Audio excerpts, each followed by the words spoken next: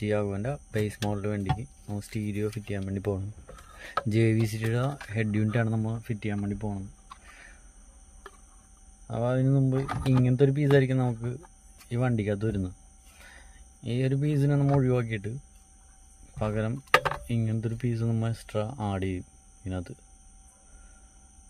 കണ്ടോ, അത് വെച്ചിട്ടാണ് നമ്മൾ ഡബിൾ ഡീന് സെറ്റ് ഇതിനകത്ത് സെറ്റ് ചെയ്യണത്. നമ്മൾ ഫിറ്റ് ചെയ്യാൻ പോകുന്നത് JVCയുടെ ഒരു ഹെഡ് യൂണിറ്റ് 450BT എന്ന് പറയുന്നൊരു മോഡൽ JVCയുടെ. ഏകദേശം ഒരു 18,900 MRP വരുന്നുണ്ട് ഇതിന്. അതിന് മുമ്പ് ഇതിൻ്റെ വയറിങ് നോക്കാം. വയറിങ് എന്ന് പറയാനായിട്ട് ഇതിനകത്തൊരു പവർ സപ്ലൈ കോഡ് മാത്രമേ തന്നെ ഉള്ളൂ. സ്പീക്കർ ലൈനായിട്ട് ഒന്നും തന്നെ ഒരു ഡോറിലോട്ടും സ്പീക്കർ ലൈൻ പോയിട്ടില്ല. അത് നമ്മൾ എക്സ്ട്രാ വലിക്കേണ്ടി വരും എല്ലാം 4 ഡോറിലോട്ടും. നമുക്കിതിൻ്റെ പവർ കേബിൾ ഒന്ന് ചെക്ക് ചെയ്ത് നോക്കാം. ഈ വീഡിയോ എടുക്കാൻ ഒരു കാരണമുണ്ട്. ഓക്കെ, എല്ലാവർക്കും ഒരു ഡൗട്ടുണ്ട്, വണ്ടിയുടെ വയറിങ് കിറ്റ് കട്ട് ചെയ്യുമോ എന്ന്. വണ്ടിയുടെ വയറിങ് കിറ്റ് ഇതാണ്. നമ്മൾ എക്സ്ട്രാ ഫിറ്റ് ചെയ്യണത് ഒരു സോക്കറ്റാണ് ഇത് ഇതിനകത്തോട്ട് കണക്ട് ചെയ്യും. എന്നിട്ട് ഇവിടെ നിന്ന് നമ്മൾ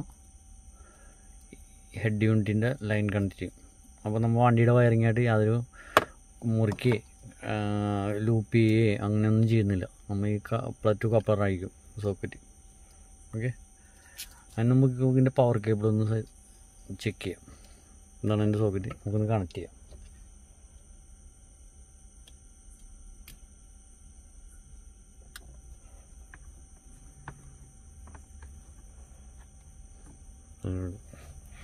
മൾട്ടിമീറ്റർ ഉപയോഗിക്കാം.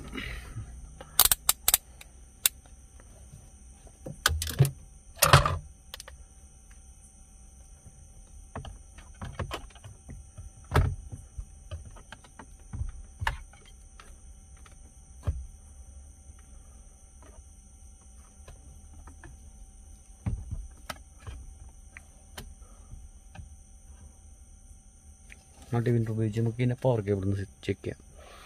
ഇത് ഡയറക്റ്റ്, ഇതെർത്ത്, അങ്ങനെയാണ് എല്ലാവരും ചെക്ക് ചെയ്യണം. കറക്റ്റ് 12 വോൾട്ട് വരുന്നുണ്ട്. ഇനി ACC 12 വോൾട്ട് വരുന്നുണ്ട്. ACC ഒന്ന് ഓഫ് ചെയ്ത് നോക്കാം. ACC കറക്റ്റാണ്, ഡയറക്റ്റ്.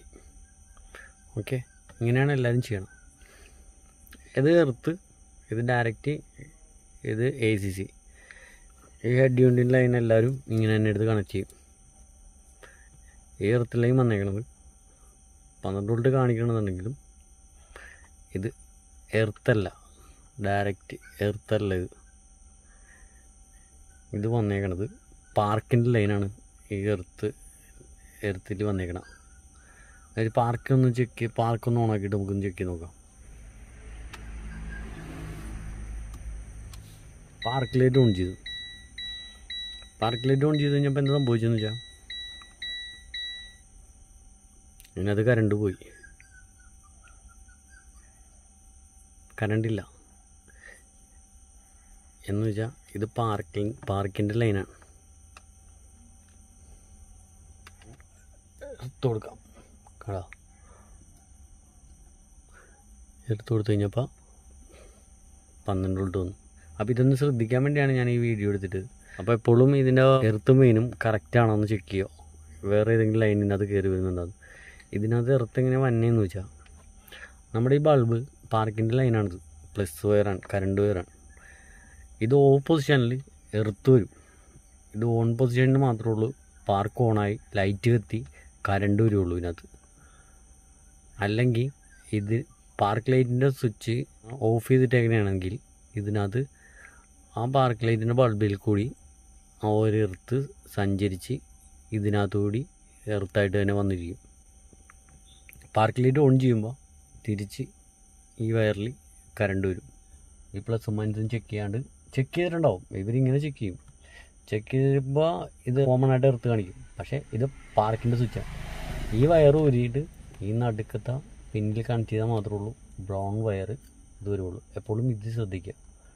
ഈ ലൈൻ ഇവിടെ ബ്രൗണിൻ്റെ ഇത് ചെക്ക് ചെയ്യുക.